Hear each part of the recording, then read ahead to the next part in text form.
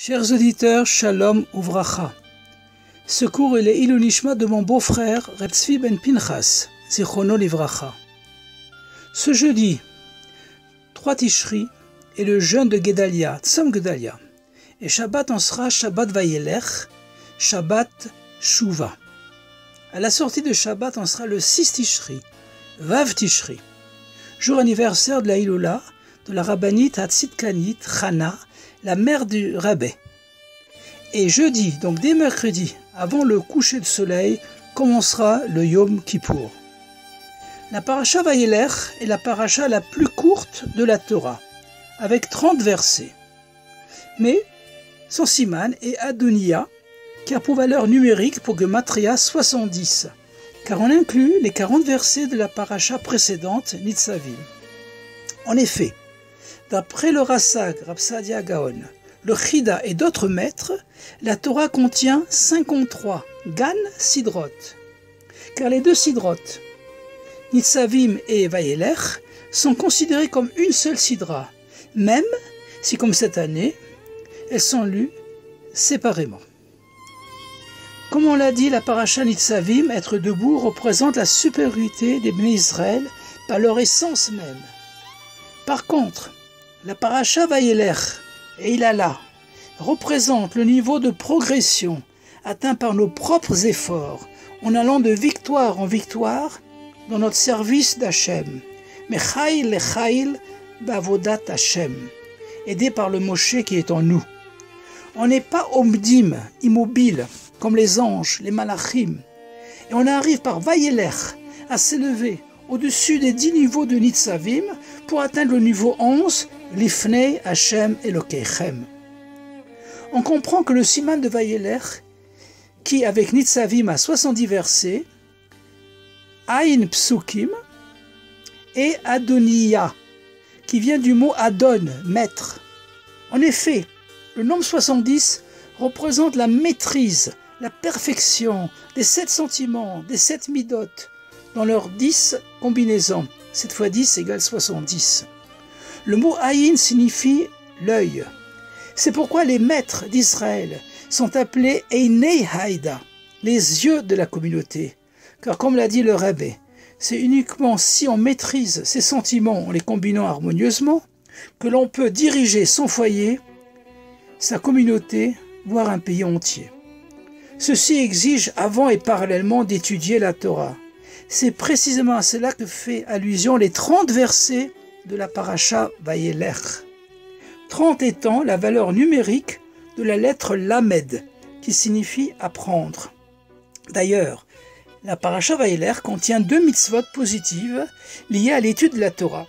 La mitzvah de rassembler, Hakel, tous les bénis Israël au Beit Hamikdash, une fois tous les 7 ans, le deuxième jour de Sukkot, de l'année qui suit l'année de Shemitah, le repos shabbatique de la terre d'Israël, pour écouter le roi d'Israël lire dans un Sefer Torah des extraits du Sefer Devarim. Hakel et Ha'am, leman yishmeu ou leman yilmedu, rassemble le peuple afin qu'ils écoutent et qu'ils apprennent, comme il est écrit dans Devarim, chapitre 31, verset 12.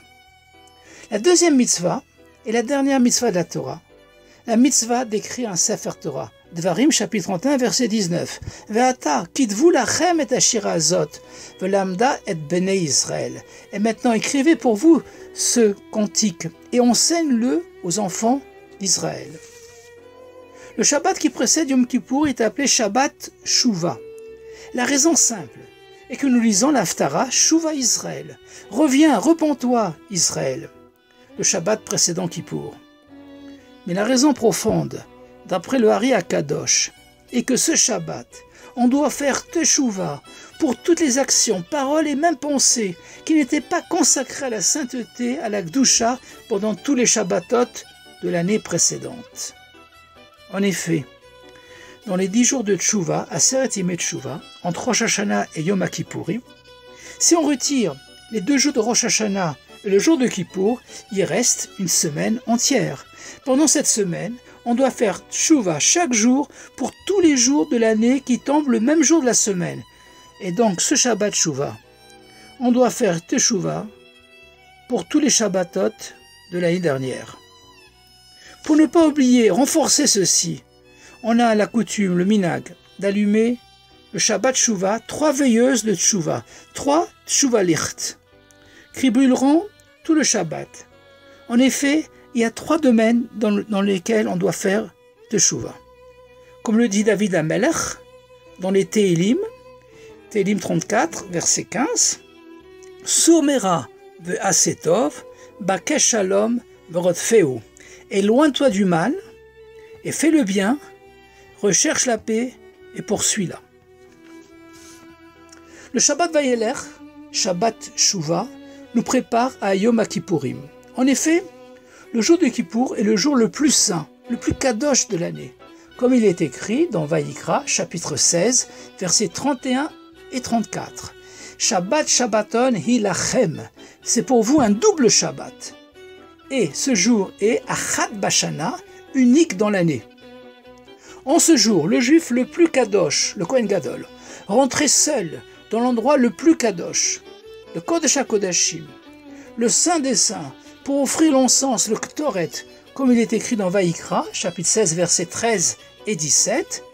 Venatan et haktoret ala esh lifnei Hashem, vechisa anan haktoret et hakaporet, asher ala idut. Il mettra l'encens sur le feu devant Hachem, et le nuage de l'encens couvrira le couvercle qui est au-dessus de l'arche de l'alliance. Et vechol adam lo yiyeh be'oel moed. Et personne, en dehors du Kohen Gadol, ne sera alors dans la tente d'assignation. Une semaine avant Kippour, le Kohen Gadol s'isolait pour se préparer à effectuer son avodat dans le Beth Amikdash. À Kippour, il se purifiait 5 fois dans un mikvé, un bain rituel, et pas une fois, comme les autres jours. Et il rentrait dans le Saint des Saints, revêtu que de vêtements blancs. Aujourd'hui, on n'a pas de Kohen Gadol et de Beth Amikdash. Mais en fait, le Rabbi continue à assurer cette fonction au 770, même si on ne le voit pas. En plus, il est écrit au sujet de Kippour, Shabbat Shabbaton hi lachem, alors qu'au sujet de Shabbat, il est écrit Shabbat la Hashem, un Shabbat pour Hashem. On apprend du mot lachem pour vous, qu'il appartient à chacun, d'assumer le jour de Kippour la fonction de Kohen Gadol. On est appelé d'ailleurs Mamlechet Kohanim. Dans notre Mikdash Me'at, le petit sanctuaire que constitue notre synagogue. De même que le Kohen Gadol se trompait 5 fois, on a 5 prières à Kippour. Alors qu'en semaine, il y a 3 prières. Et que Shabbat, Rosh Chodesh et les autres Yamim Tovim, on a 4 prières.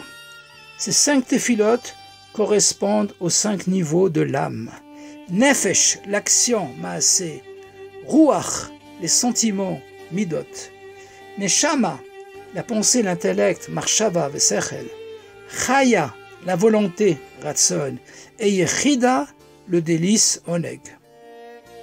Le jour de Kippour, lors de la 5e prière, la Neila, où Hachem s'enferme avec chaque juif, chacun peut ressentir sa Yechida et éprouver le délice de l'unité sublime avec Hachem. Dans plusieurs communautés, certains s'habillent en blanc, les hommes mariés portant des kittles, un vêtement long et blanc, et comme on jeûne et on prie toute la journée, on ressemble aux anges. Mais ceci n'est que la première étape. Cette spiritualité ne doit pas entraîner la séparation de l'âme et du corps, comme pour les 2 fils d'Aaron. Hachem ne veut pas qu'on s'endorme spirituellement, mais qu'on sorte du Mikdash pour agir dans le monde matériel et y faire résider sa présence. C'est pourquoi la fin de Kippour est annoncée par une sonnerie de chauffard, pour nous réveiller de notre sommeil spirituel. Avant Kippour, on doit réaliser l'abandon des fautes et regretter le passé. Azivatachet, charata lavar. Mais comme le précise le Rebbe, l'essentiel de Kippour est de prendre des bonnes résolutions pour le futur.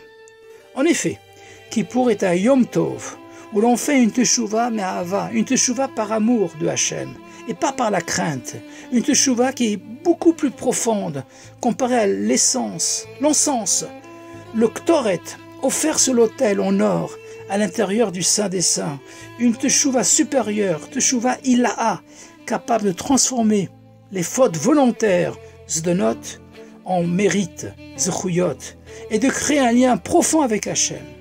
D'ailleurs, le mot ktoret signifie s'attacher en araméen. On a 13 heures de préparation avant Kippour. Commençons à l'aube, à Moud HaShachar, avec les kaparotes, jusqu'à avant le coucher du soleil, avec la Seudat Mafseket, le dernier repas avant le jeûne. Puis, il y a 26 heures de jeûne, soit en tout, la méthode 39 heures. C'est lié aux 39 Malkouyot, les 39 coups de lanière. Mais 39, et aussi la valeur numérique, la gematria, du mot tal, la rosée, qui sera utilisée pour la résurrection. C'est pourquoi le Midrash nous apprend qu'une voix céleste, Bat-Kol, annonçait à la sortie des Kippour, « Va, manger dans la joie ton pain et bois de bon cœur ton vin, car Hachem a agréé tes actions. Lech echol besimcha lachmecha, ushte belev tov yainecha, ki kvar ratza haelokim et maasecha. » Et ceci afin de nourrir l'os de la résurrection, le louz, comme après chaque Shabbat lors du Melavé Malka.